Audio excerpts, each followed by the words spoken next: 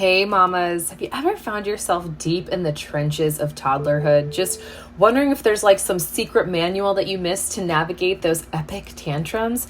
To be honest, even beyond toddlerhood, right? Let's talk about school age kids. Tantrums just don't go away because your kids survive the terrible twos. It just continues on sometimes, no matter how big your kids get, because as we know, there are highs and lows of every kid's life and our lives as well. So what do you do when these tantrums or just these fits of frustration jump up in the middle of your day out of nowhere?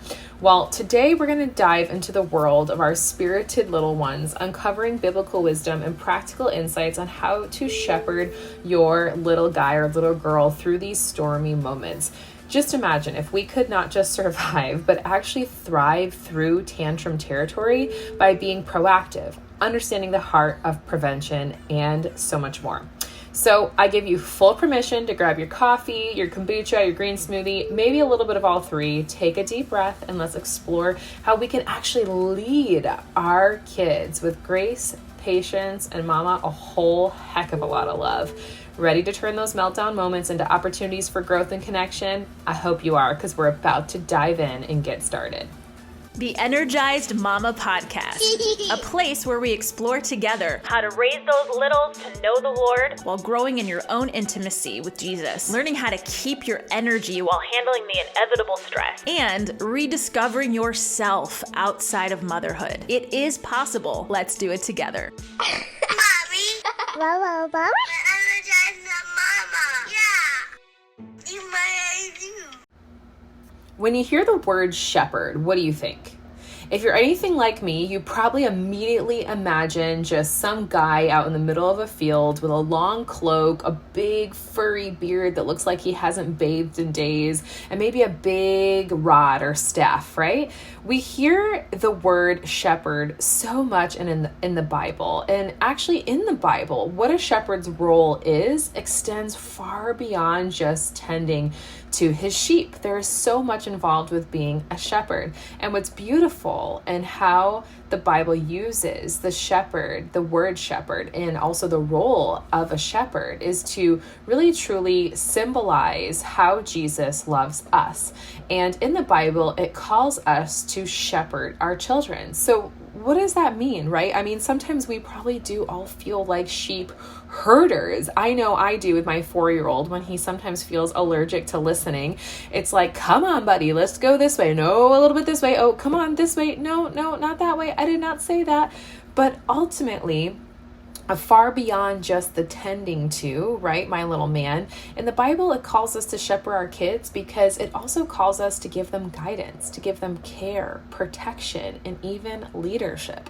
So biblically, shepherding a person, or in this case, our children, actually involves leading them with compassion, providing for their needs, protecting them from harm, and guiding them in the right path. Again, just like a shepherd does with their flock of sheep. So no pressure, right, mamas? I mean, well, might as well just, turn off the phone right now because I'm sure you've got this covered. Or maybe not. If you're like me, we can all use a little extra guidance in this area. And for some reason, there's a reason why you clicked on this episode. Maybe you're binging and this is like the 5th episode of mine you've started to listen to. If that's the case, thank you very much. I'm giving you a huge hug through the phone. Or perhaps you found me through a search, a web search, and you are specifically looking for ways to help handle tantrums, especially in a biblical way.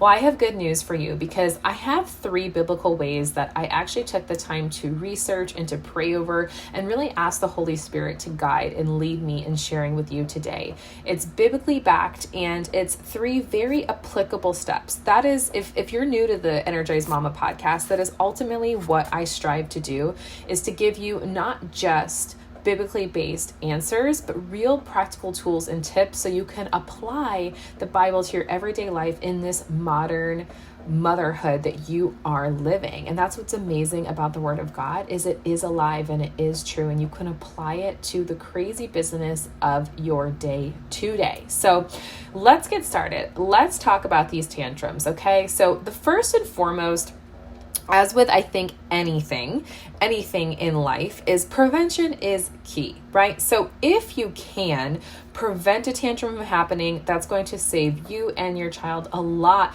of stress, anxiety, frustration, and a whole lot of emotional energy, right? So especially when your children are younger, if they are in that toddler age of 2 to 4, they're just learning to begin to navigate this kind of just like vast sea of emotions. So as much as you can prevent them from having to entertain them or having to confront them, the better. It can play such a pivotal role. It's almost like picking your battles, right? So what you want to do is create a nurturing and stable environment for our kids so that you can basically stop as many storms as possible. So one way to do this and to prevent tantrums from happening is to establish routines. Consistency is comfort. If you want to imagine a little math equation with words, right? You just imagine consistency equals sign comfort, right? That is actually super comforting for us as adults very often. However, it's even more so for kids. They truly thrive on routine. So if you can truly give your kids more consistency in their lives, the less tantrums that you can expect. Just as God, for instance, provided manna, right? Like gave the Israelites each morning, gave them their manna that they could count on, that they knew God was going to provide. Regular routines for your kids, say regular routines around play and rest, can really provide a sense of security and predictability for your kid. And this stability is going to actually help minimize frustration and anxiety, which are ultimately common triggers for tantrums in your little ones.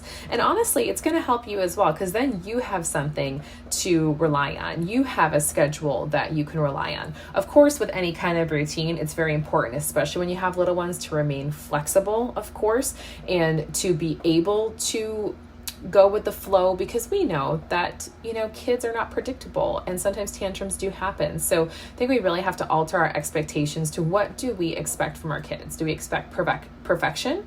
Or do we just expect real rawness? And that's where this next part of prevention really it comes in handy, which is establishing clear, loving boundaries as well, right? So kids, again, they thrive with routines, but surprisingly, contrary to I think a lot of what our culture is currently teaching, is with kind of a life with no boundaries and do whatever you wish.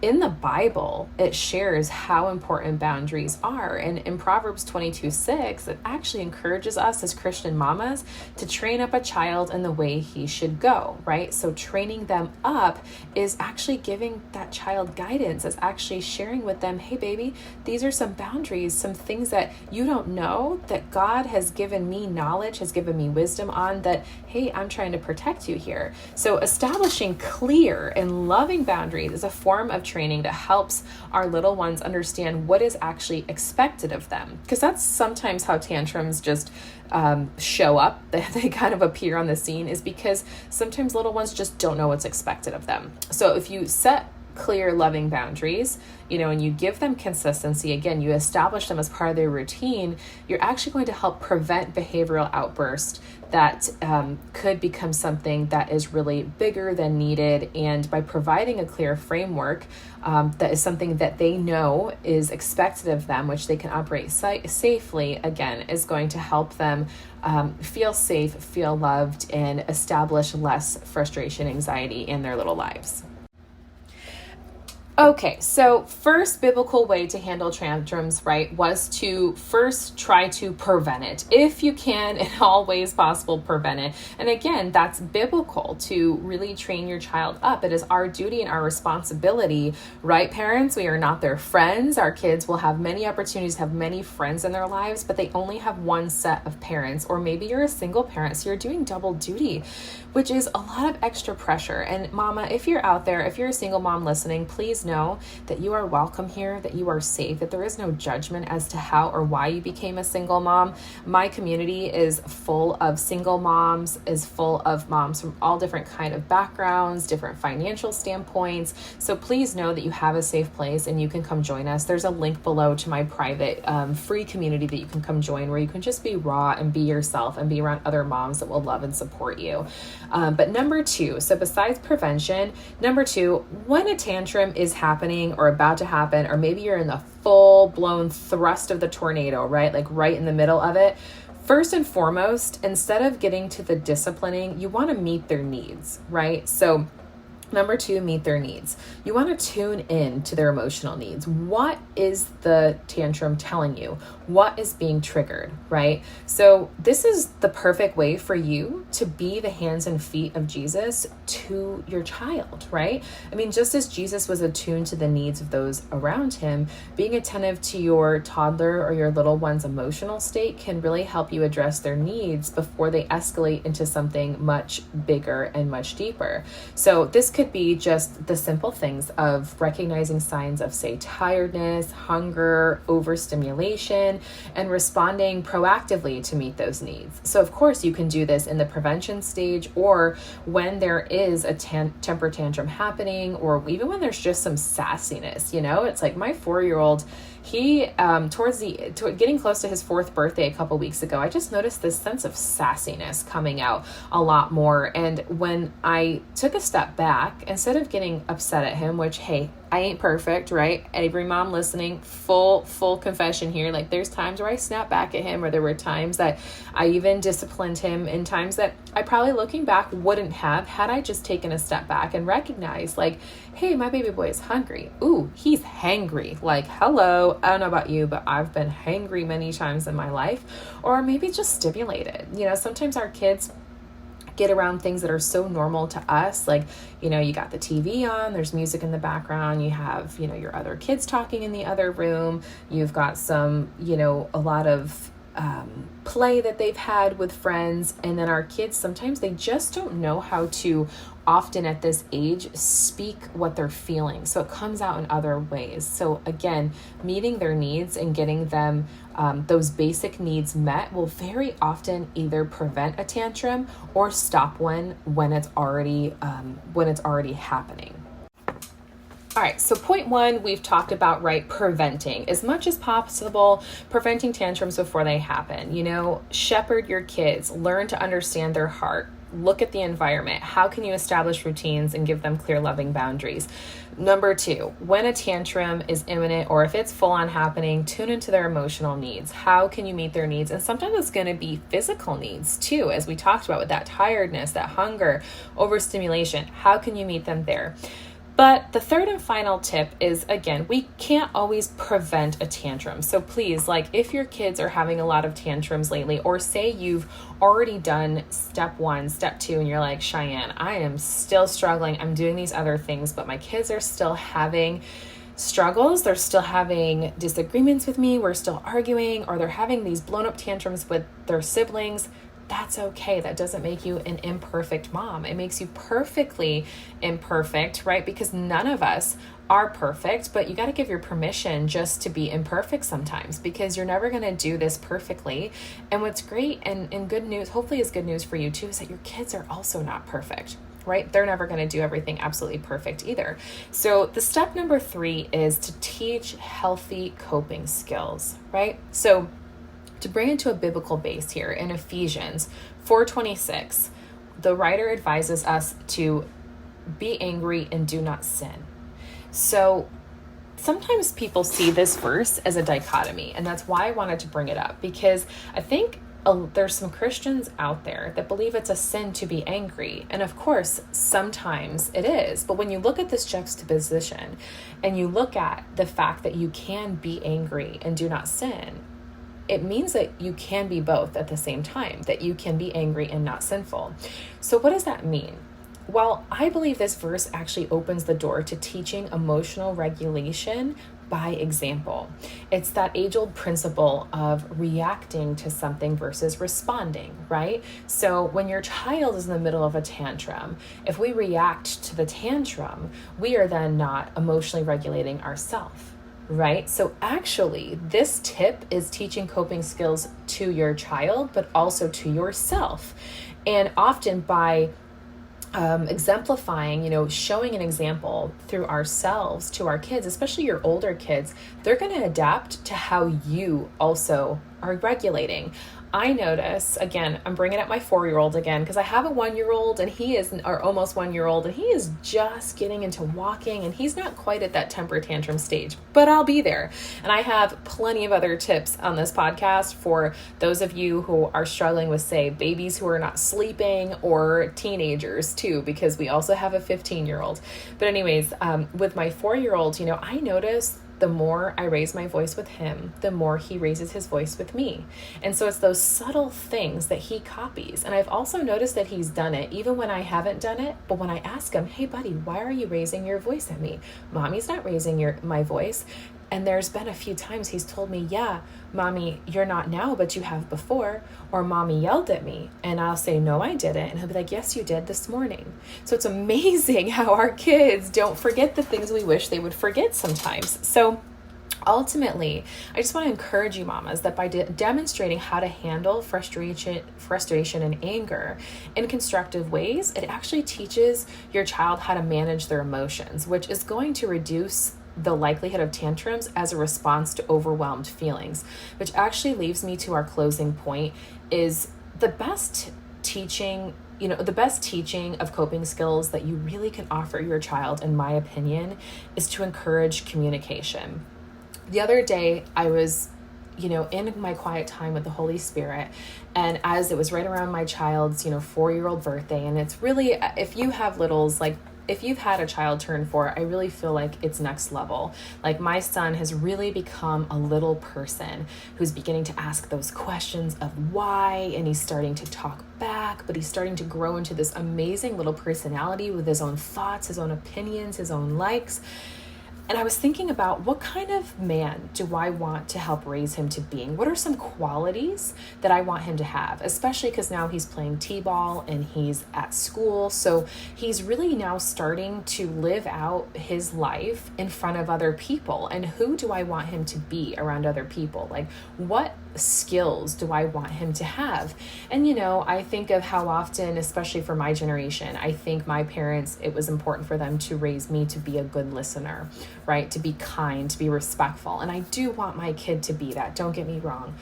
But I think when I think about as an adult, what is one of the biggest skills I have needed that's helped me, I feel, actually get through a lot bigger challenges and trials and basically tough situations with people, whether it's with friendships or in the workplace and all of that, even more than being kind and respectful, honestly, has been having good communication. I want to raise my child to be a good communicator, because when you encourage your kids to express their needs and feelings verbally, then they are able to process their emotions. I mean, every woman knows out there that's listening, how great does it feel when you verbally process something? How often do you maybe go to your husband and you're sharing with him something from your day, or just expressing your heart, and he feels like, I need to solve this problem. And you're like, no, babe, I just need you to listen. Because for us, it is so powerful to communicate. And whether you have a daughter or a son you're raising, it is important to help them to use their words. So even if their vocabulary is limited, say you have a 2 or 3-year-old, again, our 4-year-old is bilingual, so he was later to talking and had a harder time expressing himself with words for a long time. Just helping them understand that they do have a voice and they can use their words, reminding them in that can actually, encourage them to express their needs, can significantly reduce frustration-led tantrums. Just trying to get them to open up verbally, even if it's just in a few words, often just calms their nervous system, allows them to self-regulate, and helps them think outside of the intense emotions that they are feeling, just by causing them to slow down and think, how can I best express this verbally? So mama, you made it. This is the end of episode 103, How to Shepherd Your Toddler, 3 Biblical Ways to Handle Tantrums. I hope you had some great takeaways. Temper tantrums at the end of the day are something we cannot avoid, okay? It happens to every single mama, no matter how much you try to prevent it, no matter how great your boundaries are, or how many routines you've established. I really, really encourage you to really aim to meet your kids' needs and to model model healthy coping skills for them and to encourage healthy communication. And just remember that don't take any of it personally. Your child is not personally attacking you, or it's not necessarily a reflection of your parenting. It's more of a reflection of what's going on inside. And again, going back to what a shepherd is, what is a shepherd and who does God call us to be as a shepherd, as a parent to our child, right? Guiding, caring, protecting, and giving them leadership, loving them, providing for their needs, protecting them from harm, and guiding them in the right path each and every single day. And if you want support in doing that, please go find the link below. Come join my free community where there's other like-minded mamas who want to tenaciously follow the Lord, who want to love the Lord their God with all their heart, soul, and mind, and want to raise kids who do so as well. Come find your soul sisterhood, and I would be so honored to be there with you, loving you and guiding you alongside in your motherhood journey and beyond, because I do believe that God calls you to be more than a mother, and you will find resources for that and a lot of love and support on more episodes of The Energized Mama and inside my private group. Thank you so much for listening today. If you love this episode, please do yourself and myself a favor, share it with another mom that's in your mom circle of friends, and go ahead, run on over to Amazon podcast and leave me a review so that I know how I'm doing and how much this episode meant to you. Here is a big virtual hug, Mama. I'm giving you all my love, all my support. Thank you again for being here, for being present for your family and showing up for yourself today. This has been another episode of the Energized Mama podcast. I'll see you on the next one very soon. Mwah.